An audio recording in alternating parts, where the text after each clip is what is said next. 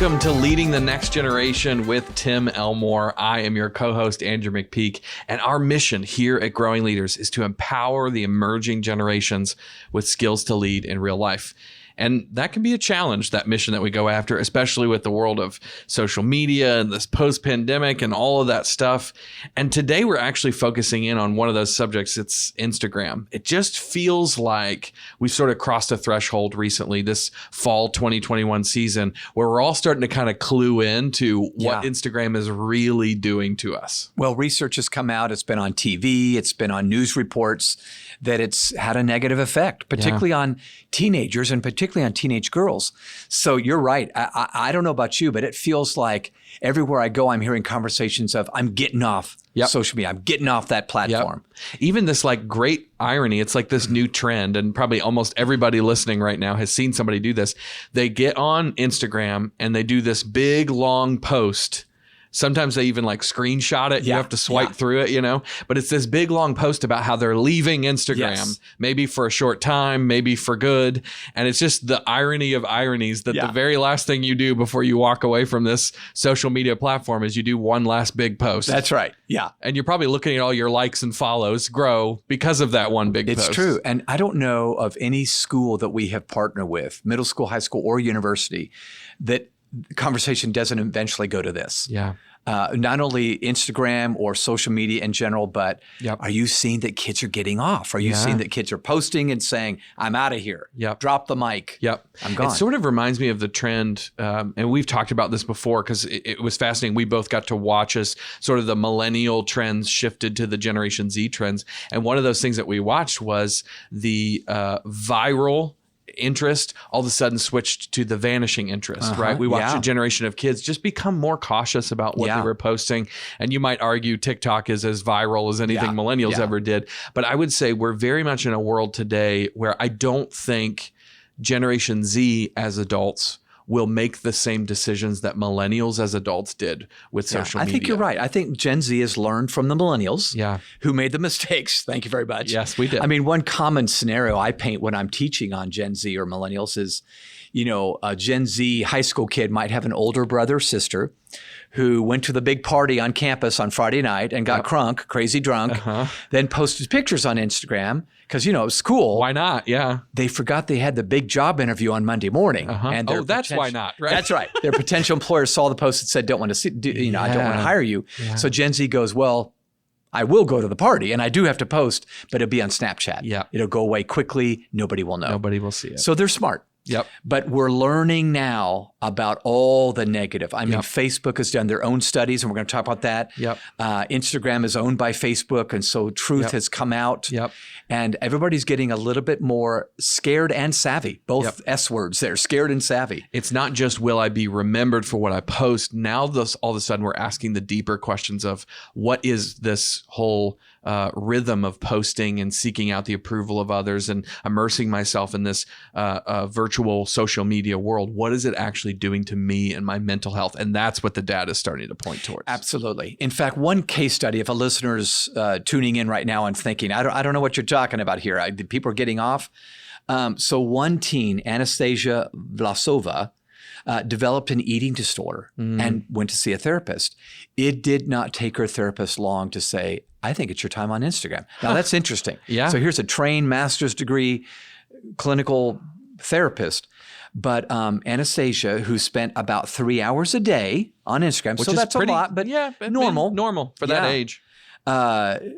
Said that she's been on that platform about 3 hours a day since she was 13. So it was years. And she said, here's what her explanation was. When I went on Instagram, all I saw were images of chiseled bodies, perfect abs, and women doing 100 burpees in 10 minutes. So you see people at their best and you go, that's not me. I feel bad about me. I mean, it makes sense.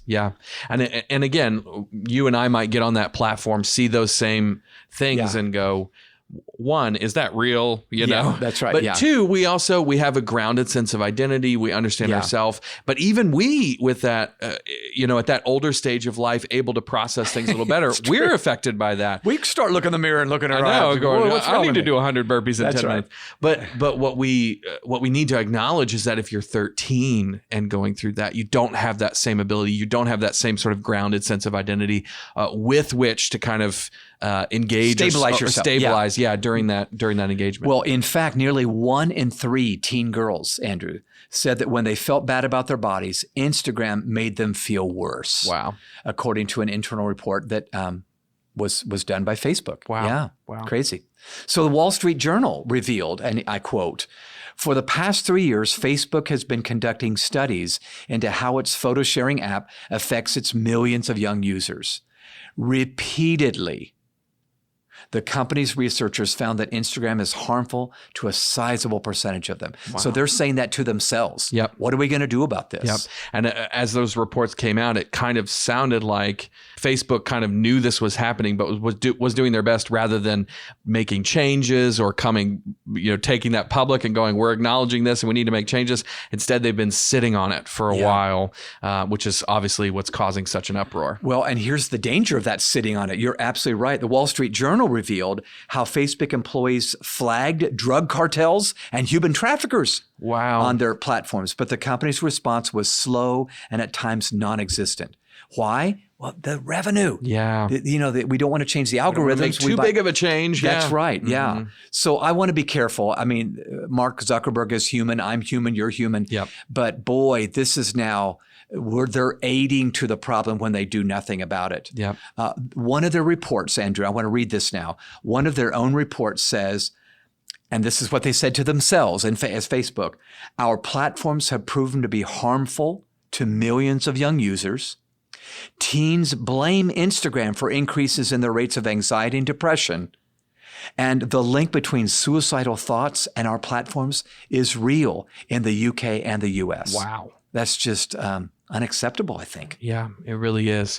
And this is the kind of data, for years, Tim, you and I have stood on stages and had parents ask us, what is social media doing to our kids? How long should we be letting them have it? Can we give our kids, do we give them phones at 10, 12, 14, 16? And we never really had the answer because the data wasn't really out. And we kept saying, I remember standing on stages 4 or 5 years ago going, at some point, somebody's going to do a study where we're really going to find out what the effects are. And this is that report that we were imagining in the future. And now we're seeing the things that we feared were true are starting to become confirmed or true. So here's some real specifics from this study. The Facebook report to themselves on the platforms said that while these are not exclusive outcomes, the findings are: 1, Instagram. The downside is social comparison. So kids will tend to compare each other, focus heavily on body and lifestyle. Yep. 2, Snapchat keeps the focus on the face. The downside is softened by humorous posts. So Snapchat, people get funny. Yep.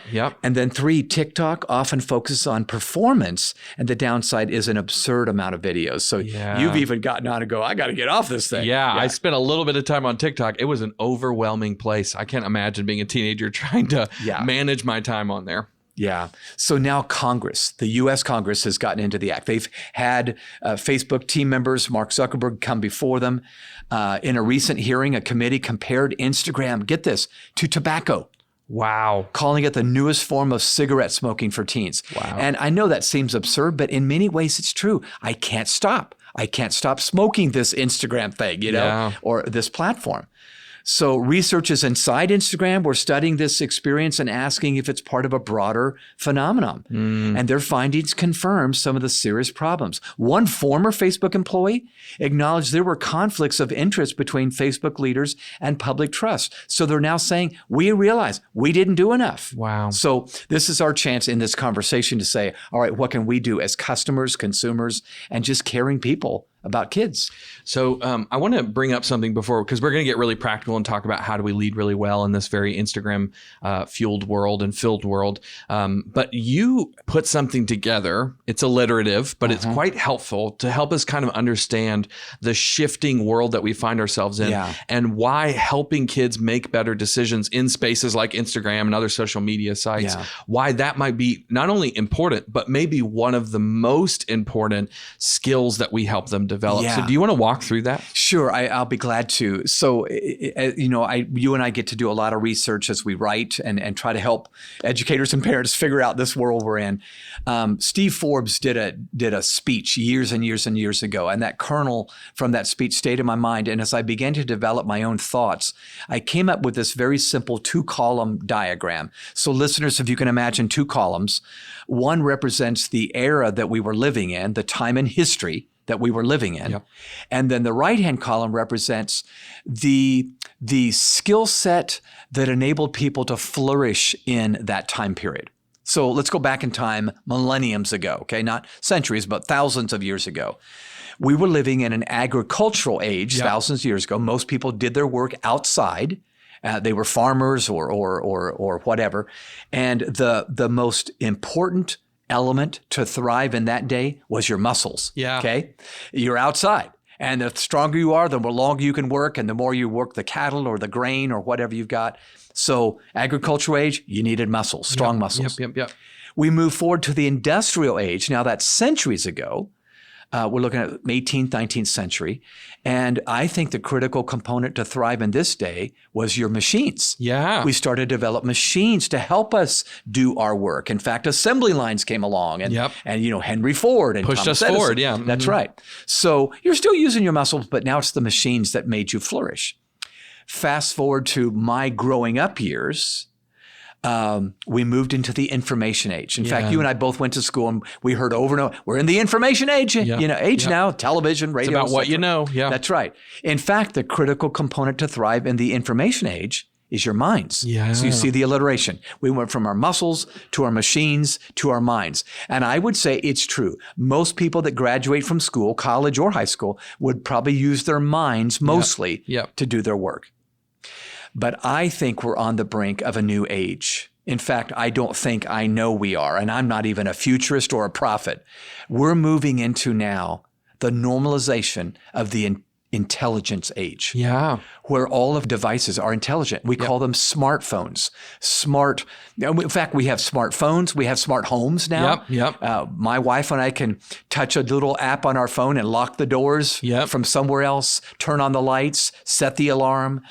We have smart cars now. My friend Lanny just got another Tesla. I'm so jealous of him, but smart cars that can drive themselves. We're living in the intelligence age where all of our devices are smart. And Andrew, as I look at that and I look at what we're capable of doing because of our robotic age that we're living in, I wonder if we're going to look back and say the critical component to thrive is our morals. Are we ethically ready for where science and technology can take us? And I know I'm not the first person to say that. It's been said for ages now, but I'd like you, listeners, as caring adults for the next generation, to be thinking, do we need to find ways to say, isn't science and technology cool? Are we ready to make a moral decision on what we can do with this science and technology? So many of us are so caught up, I think, still in that information age mindset of it's just about what kids know and what we're putting into their brains and all of those things. And we're not realizing that actually the world we're headed towards is one in which information is ubiquitous, right? We've all got access. A quick Google search, we can get information. The real critical component is what do we do with that information? That's right. Now, there's some encouraging news. I was just with a group of high school seniors, public high school students, and I talked about this very truth, muscles, machines, minds, and morals. Every one of them did what you're doing right now. They were nodding at 17, 18 years old. They got it. And the discussion afterwards was no doubt about it. In other words, as an emerging adult, I see this could be scary unless we have some sort of guardrail up ethically. I'm not saying stop science. We need science. We need technology. It's not going away. We want it to be in our lives, but we better be ready for it internally. And so I think part of what we need to do is not just teach reading, writing, arithmetic, but have a way of teaching values in the school systems in which we take part, teaching ethics. Yep. And maybe it's a course, for Pete's sake, not just leave it to chance or, oh, mom and dad, I know you're both working, but try to have an ethics conversation at dinner on Monday night. Maybe for sure in fact, my mom and dad did that way back 50 years ago. But I think we need to find ways to insert it in all of our systems, school, sports, home, you name it. That's great. It's such a great foundational idea for what we need to be doing. But I want to get really practical now, because I know you actually have some suggestions. If we're thinking about the problem that is our kids on social media, we now have said we live in a world in which it's about training their morals, right? Helping them make better choices and all of those things. So walk us through some practical things. How do we lead well in this time, considering all the factors that are at play? Yeah. So because Facebook and Instagram, God love them, wonderful, sharp people that are making lots of money, have made some decisions for us, and we weren't quite ready for what Instagram would do to teenagers. I'm gonna be very clear and very firm now. Listeners, you can eat the fish and spit out the bones. But I'm gonna give some direction. I've just got a handful of ideas. Number one, since it's addictive, it's been proven to be addictive, why not equip students to control their time on social media? Treat it like it might be a cigarette, okay? Cigarettes are not illegal, but it's not really good for a young person, and it's certainly addictive. The more you do it, the worse it gets. If you read the package, it even gives a warning on it, right? So I'm just saying users need to manage their time. We cannot just leave it to chance. Moms and dads listening are probably nodding in the car right now. Yes, we need to do this, but we need to find ways to do this. Talk about it. A meta-analysis of the data surrounding social media, Andrew, reveals that teens should practice a 2-hour time limit. Let me tell you where I come up with this. It's not out of the thin air. Users who spend under 2 hours or 2 hours or less are less vulnerable to anxiety and depression. So for some reason, there seems to be a magical cutoff at 2 hours. Less than 2 hours, I'm not as vulnerable to anxiety and depression. Those who use it more than 2 hours are measurably more vulnerable. And the more you use it, you get to 3 hours, 4 hours, 5 hours, 8 hours a day. Some teens are using it 8 hours a day. It's scary. So at home, I would suggest a 9 p.m. I'm just suggesting, this is in pencil, but I suggest no phones after 9 p.m. In a classroom, I think there should be a no phone zone. So certainly phones can be used. We just had this Ask in a Next Generation certification event we just did. How what should we do in the classroom? I think we should teach some redemptive uses for the phone. Absolutely. We can use them to research, but there should be perhaps a little tapestry that's hanging on the wall with pockets in it, and their phones can be put away where nobody's on them during science class or math class or spelling or whatever. So also, one last thing. Most parents know you can get an app where you are watching what your teens are doing. And I know we've talked about this before, but I have a friend who found a way to discipline his daughters. Rick is a dear friend of mine who violated the guidelines that they set in their home. He bought a family phone. He calls it the family phone. And they all know what that means, and it's a derogatory term. They use in place of the personal portable devices that they would have each week. So if one of his daughters violates the rules, he goes, well, you know what you're going to get now. He takes the wonderful iPhone away and gives them this flip phone. Oh, they hate it. It's a flip phone. And it's old, I'm guessing. Oh my gosh. He says, my daughters don't even want to take it out of the backpack. It stays in that backpack. So embarrassed about it. So they have it just in case they need to do an emergency call to mom or whatever. But it says, I will never do that again. They get it for about a week or maybe 3 days. They have a justified, penalty for the family phone. But this can work if teens violate the rules. And I just think it teaches them to manage their time. We need to give them a sense of ownership of their time, and this is one way to do it. I love it. All right, take us to number 2. Idea number 2. Since it's harmful, teach them to do something redemptive on social media. So we don't just need to leave it to, social media is horrible. It doesn't have to be horrible. Yeah. Wonderful things. We raised money through the, ice bucket challenge years ago. Yeah. Good things. We raise money. We can get involved with causes or nonprofits that we Create connections. Love. Yeah. So I think I need to say users must control their tongues and avoid posts of certain people, and then make sure they're doing something redemptive. So this is not a new thought. But while we've always needed to tell teenagers, you need to control your mouth, watch your vocabulary, I think on social media, it's easy to get lost with wrong vocabulary. Yeah. Because I can hide behind a screen. So right now, social media is both a blessing and a curse. Everybody would agree with that, I think. Great connections and charitable giving can happen, but then hurtful and damaging words can happen as well. And far too often, in addition to the research above, Facebook also found young women have been diagnosed with eating disorders now, anxiety disorders, depression, or even have suicidal ideation. This is not good. So why not sit down with your teens, your students, and identify the great things happening on social media platforms and then choose their own. Remember, Gary Davison did this. We talked about him on a podcast, who kind of turned the tide at Lambert High School by teaching positive things that they can do. So this habit can drown out the negative and replace it with positive. I love that.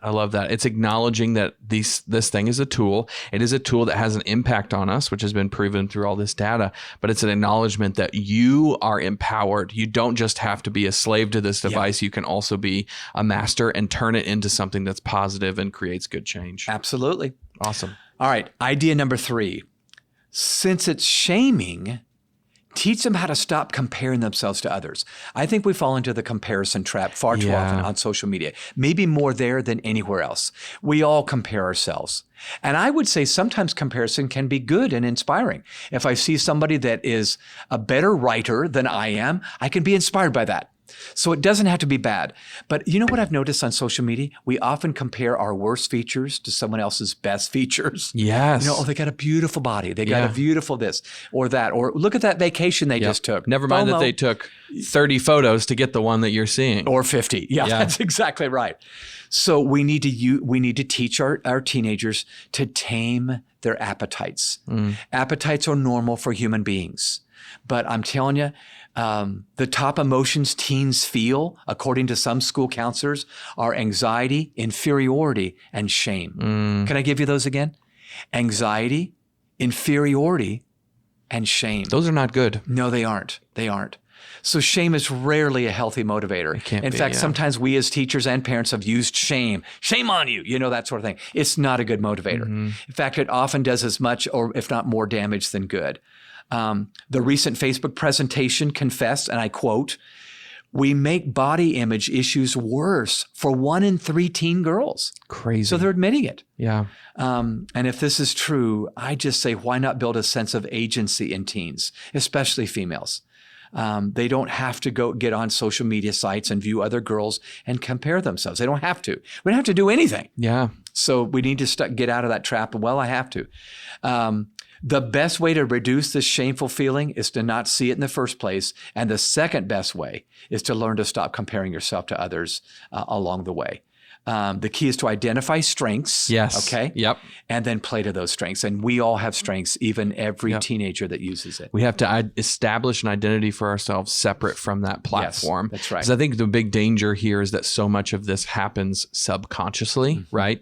That 13-year-old is not thinking about it. It is affecting them, but they're not thinking about it. And because of that, it allows these things to sort of slip in unnoticed, right? Yeah. So when we have conscious conversations and we say, "Who are you?" Whether you're on Instagram or not, who are you? Yeah. We have those conversations that then can set the foundation for them to make that conscious decision. You know what? I don't need to compare myself to that person. Yeah. I already know who I am. I already know what I'm good at. I already know what my strengths and gifts and talents are. Yeah. And that's so important for kids today. It is. Absolutely. All right, let's do the last one. The last one, number 4. This is a big one. Since it's practicing questionable ethics, and I want to say it's social media platforms, Yeah. why not boycott? Facebook or Instagram, or others that you feel like are damaging to your teens. Now, please hear me. I am not trying to start a movement here, or I think everything that's being done by Facebook is just awful. But we just talked about the percentage of teens that are realizing themselves. So users are going to have to choose to master technology instead of letting it master them. And for some, it means I'm going to fast from technology, or I'm going to quit altogether. Yep. Now, I realize a boycott seems harsh. I already said that. But here's why I say it. Mark Zuckerberg, this marvelous, sharp Harvard grad, said he cares about the health of users. He said that to Congress. Yep. And yet so far he's been unwilling to give up algorithms to lose people. Yep. He doesn't want to do that because that's money. Yep. I think they're doing okay. He's putting his money not where his mouth is in this case. Yeah. So he says Facebook made moves to increase meaningful social interactions, but Jonah Peretti, CEO of BuzzFeed, acknowledged to them, MSI ranking isn't actually rewarding content that's meaningful. So we say we're not doing it on social media platforms. So I suggest that you, your family, or your class consider getting off Facebook or Instagram altogether, maybe suggesting as a movement for 30 days until they show that ethics are more important than revenue generation. And we've learned from history, just think of the civil rights movement, boycotts can get the job done. Indeed they can. Yeah. Now, it is important that we don't boycott on behalf of our students, right? So we don't say, hey, I'm taking your phone away because you are now boycotting Instagram, right? But I think this is an opportunity to give them some agency in that choice to go, that's right. Hey, what if you and what if we all got off Instagram, maybe for 30 days or however long we need to, but we did it to let them know that we don't agree with their practices. Yeah. I think that's a very healthy decision. Now, here's some good news. According to a new study from the Associated Press and NORC, NORC at the University of Chicago, 58% of American teens have taken a break from at least one social media platform. Wow. So many of them on their own, already doing almost that. 6 out of 10 has said, this is not good. So those who voluntarily leave social media feel more positive about their time away. So they survey them afterwards and say, I actually feel better. It's no coincidence. And I say we just need to guide this next generation into these healthy choices that they need to make. Absolutely. You know, just as a quick illustration of this, a couple years ago, my niece, who's now 15 years old, you know, I don't have teenagers in my home, so I'm always looking for opportunities to do little focus groups, you know? Yeah. And so I was sitting with her. She had just turned 13. This was a couple years ago. And I knew she's at that zone, that time when she's probably interested in getting on social media and her friends are probably talking about this stuff. And so I knew that she didn't have a phone yet at 13 years old. And so I just kind of wanted to poke and prod and see how she felt about that.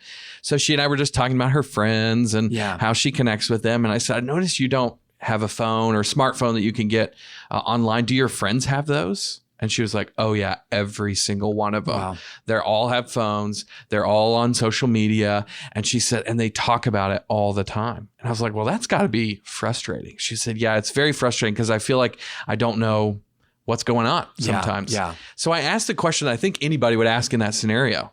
Do you kind of wish your mom and dad had kind of gotten you a phone? And she sat and thought about it for a moment. And here's what she said.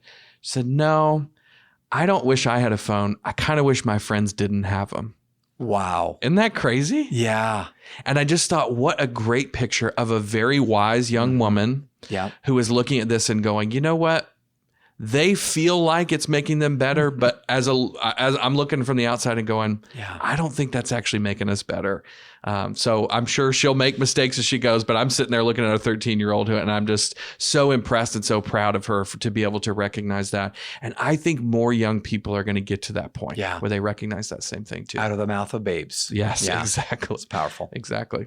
Well, Tim, thank you so much for leading us. Thank you guys for navigating this really big challenge that is leading young people on social media. We need young people who are ready to make great decisions in how they interact in person and in the online space. And the best way to do that is to build in them life skills. So if you're interested in finding a way to do that, we have a program. It's not the only program out there, but we are pretty partial to it. We call it Habitudes. Habitudes are images that form leadership habits and attitudes. We use pictures, metaphors, and stories to communicate life principles to young people.